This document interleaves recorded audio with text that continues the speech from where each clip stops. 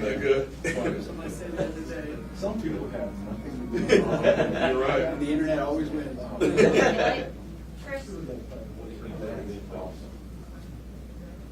But as soon, I mean, literally, as soon as something comes out like that, somebody's they're working on something to do something different. It's crazy.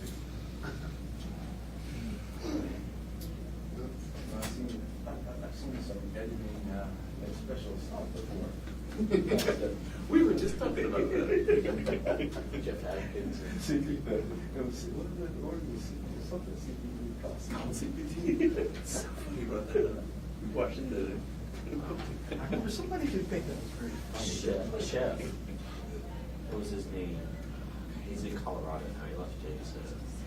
He was trying to get into homicide. He was in your office. Ferrara. He was.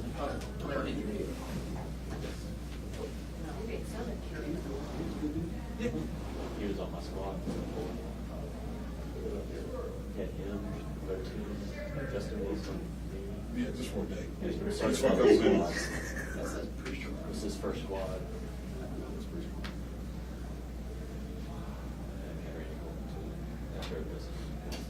Slightly.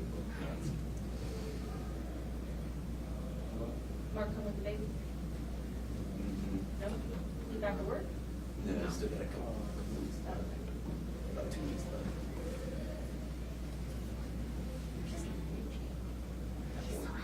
Weighed him yesterday, 13 pounds. Oh. Yeah. Hey. Just look at you and smile. You see, four calls, having a fourth boy? I couldn't imagine. His bodies are strong.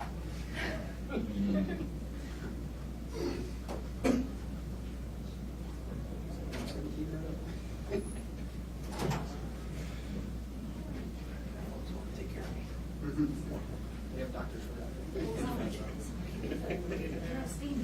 I'm good. Worst things happen. There.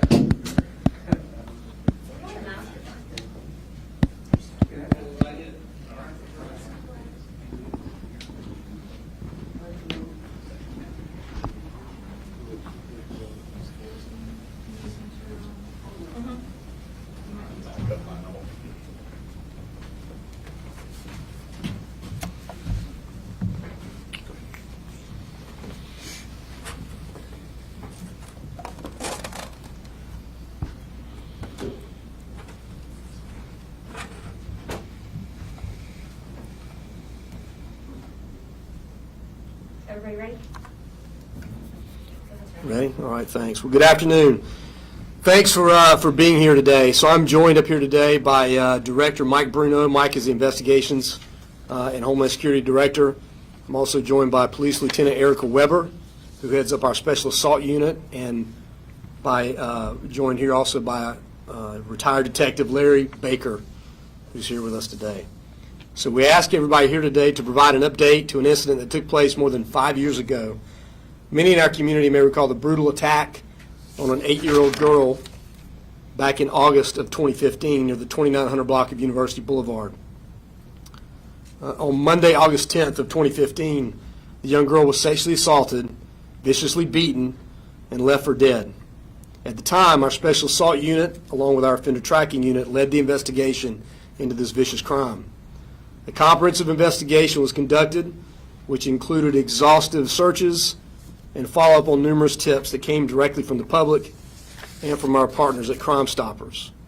Additionally, the Florida Department of Law Enforcement assisted with the investigation by conducting forensic tests on all of the evidence that was submitted. More than 75 pieces of evidence were collected, submitted, and reviewed, Yet despite all of these efforts, only a partial DNA profile could be developed, and ultimately, that was insufficient for identification of a likely suspect at the time. This investigation has never left the minds of those involved, from the investigating officers to FDLE and the State Attorney's Office personnel who worked this case. In fact, JSO Special Assault Lieutenant, Police Lieutenant Erica Weber, who is with me today, was the responding patrol sergeant to the incident back in 2015. And retired investigator Larry Baker was the lead investigator on this case from day one, is here again with us today. So over the years, they have shared that this specific case has been one of the most difficult cases they've worked throughout their entire careers. Lieutenant Weber routinely would review the case to see if there was something new that could move this investigation forward. Well, Lieutenant Weber's determination paid off. In April of 2020, she and her team revisited this case, and with the help of the Florida Department of Law Enforcement, they requested that the evidence be reevaluated again for a DNA comparison. As a result of the subsequent investigation and the work put forth by the members of the Special Assault Unit, we have a resolution to this case. So today we are charging Henry Z. Williams with sexual battery on a victim under 12, causing serious injury, which is a life felony. So thanks to the expansion of the FBI's Combined DNA Index System, more commonly referred to as CODIS, we were able to make a positive DNA identification of the suspect. So directly following the resubmittal in 2020, the suspect, Henry Z. Williams' DNA, was identified to be a match to the crime scene. It was further determined that at the time of this offense, Williams was only 14 years old and did not have a DNA profile in the CODIS system at the time of the crime. So after Williams was identified, members of the Special Assaults Unit's cold case team conducted extensive follow-up, and an arrest warrant was obtained. It turns out that Williams was already in state custody, serving a 4-year sentence for his involvement in a deadly carjacking in Clay County. So this case brings to light the extensive work of the men and women of JSO, things that they do every day to resolve these critical cases. They work tirelessly for weeks, months, and as this case shows, sometimes years. But all the hard work is worth it when we can bring justice to the victims and their families. And I want to take a minute and thank Lieutenant Weber, of course, Detective Larry Baker for his hard work from day one, and our partners at FDLE for all of their work in this case. So with that, we can answer a few questions. Sheriff Williams, I wonder if you could talk about the case, how it affected you and some of your employees. As I recall, it was a very emotional. Yeah, very, very tragic case, and one of those cases that you never forget in a career. So, as evidenced by, the comments from Detective Baker and Lieutenant Weber. I mean, they worked really closely on that case, but it impacted everybody. FDLE, State Attorney's Office. I mean, those things are tough to work. But, today is a good day that we've again been able to at least bring some resolution and some justice to the victims. Sheriff, Yes, sir. Can you talk a little bit more about the turning point in the case when there was a reevaluation of the evidence? So, we always take, especially in cold cases, as DNA develops, DNA evidence continues to develop, we will take time to reevaluate some cold cases. But I have to say, listen, without the work at the beginning, without the work that happened in 2015, you're not able to do that. So, again, my hat's off to Detective Baker and the entire team, patrol, investigations, everybody in 2015 for laying that groundwork for where we are today.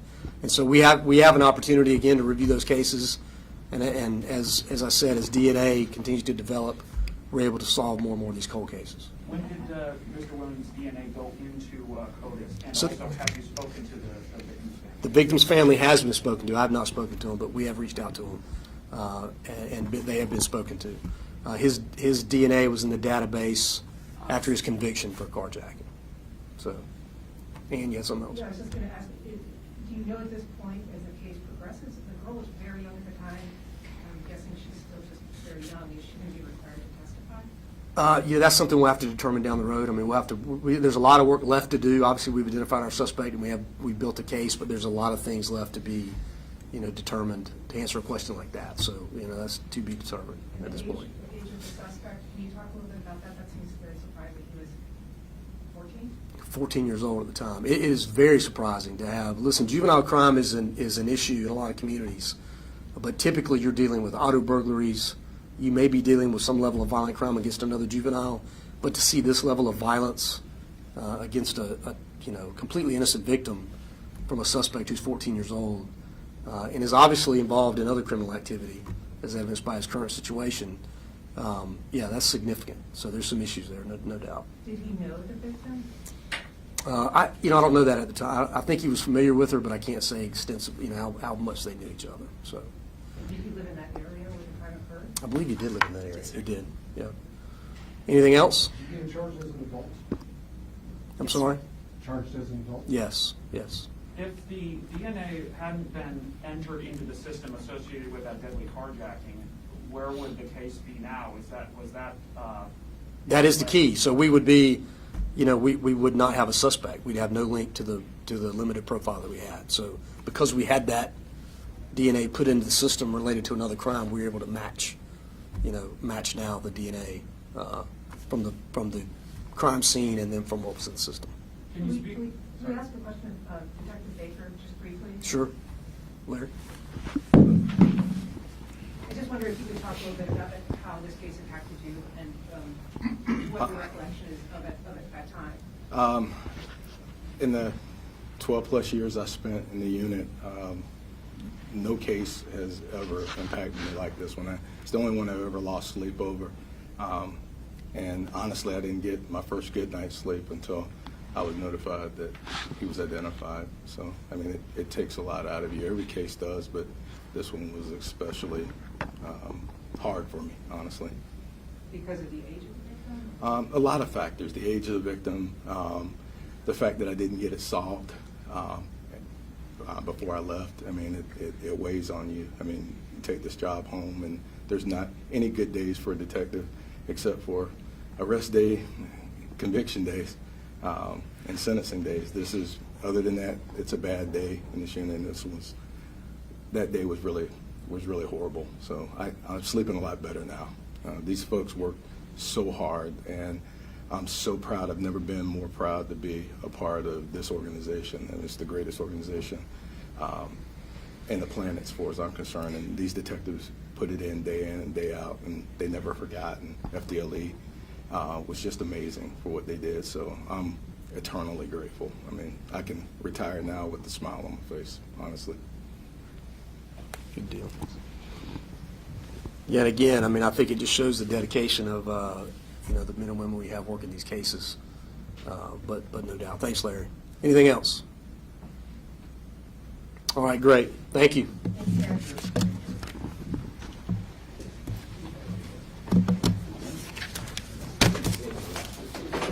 Thank you. So glad you could come back. Thank you, sir. One second. Thank you. You mean your ears seem to be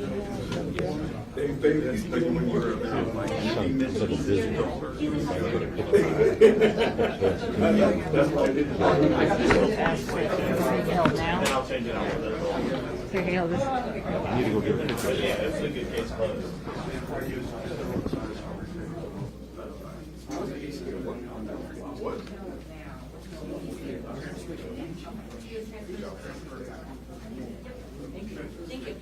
And we'll send that out. Take a picture all you want. Yeah, we'll email it out.